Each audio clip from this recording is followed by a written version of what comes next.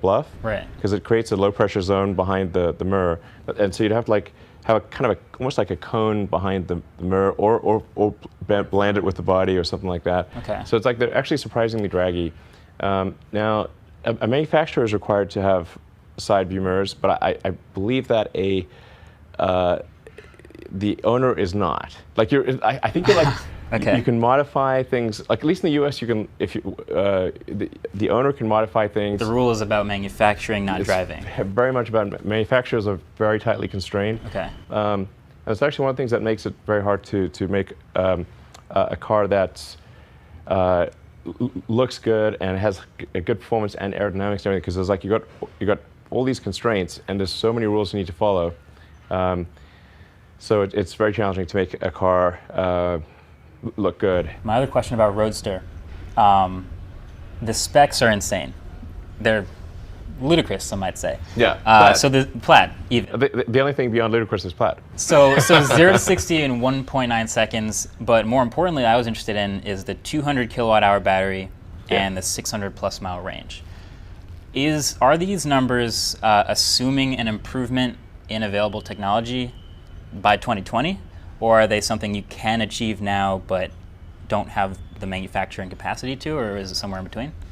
Yeah, so think of it like basically it's like two Model S P100 packs. Yeah. But you're really just doubling the internals, the cells inside. So there's like a lot of stuff that's related to the pack and the packaging and safety and all that sort of stuff that is not related to the cells. So you can double the number of modules inside, and it would still be like maybe an 80% increase in the volume of the packs. Like the floor would get 4 or 5 inches higher if it was current technology. So, but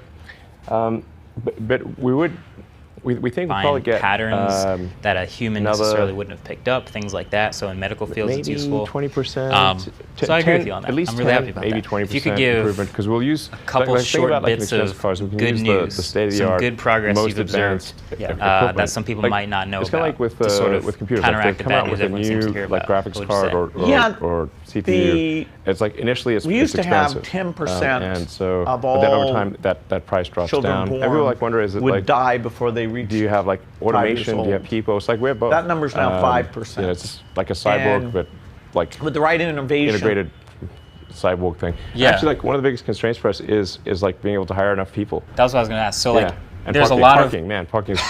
There's a lot of parking here. Yeah. If you have a lot of robots and a lot of people in the factory, what do people do that robots can't do? And obviously there's a lot that robots can do as far as lifting and moving things, but as far as precision, maybe there's things they can do that humans can't do. Do you have a ratio off the top of your head, maybe, as far as people versus machines?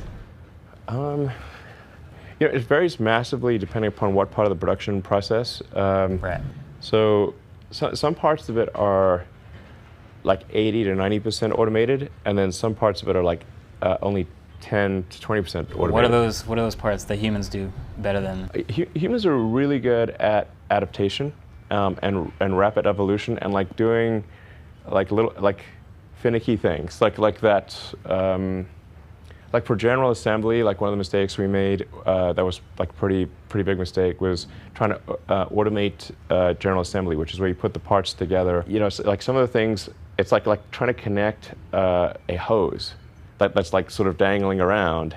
I see. And then you got like the robot's like got to find the hose, grab it, like then connect it to another hose. At that point, it's like really hard. Yeah. Like a person can just go, oh, done. Gotcha. Yeah. That makes a lot of sense. Yeah. And it's like, when you see it, it's like, wow, it's super obvious. Word. And then we try to have robots do this, and it's like robots like grabbing the wrong thing and like trying to stick it over here, and then like, oh, the hose was here when the robot thought it was here, and so now it like tries to grab air and then like smashes into the car. It's like, you don't want that. It was a comedy of errors, tragedy of errors. Like person, you could say like, this thing needs to connect to that thing, and then however they arrive, person can figure it out. The robot would be like, Yeah, gotcha. And then as far as Tesla's overall master plan is what it was originally called. So you start with the low volume, high price Roadster, then you move on Model S, higher volume, lower price, to Model 3.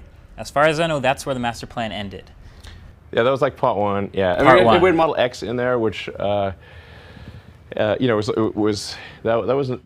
The knowing that you're doing all this work, but someone in my position, I'm not a philanthropist, I don't necessarily have the means. How does someone like me or someone watching this help in the best way they can? Well, I wish more people could actually get to these countries, join the Peace Corps, spend time, even just spending a few weeks there and see how great the needs are and see the progress. A lot of, volunteer work in the United States builds that sense of, okay, we care about other humans, even, beyond our own family group, even people who had very different experiences. So, at a young age, a little bit of giving money away, to form that habit and picking which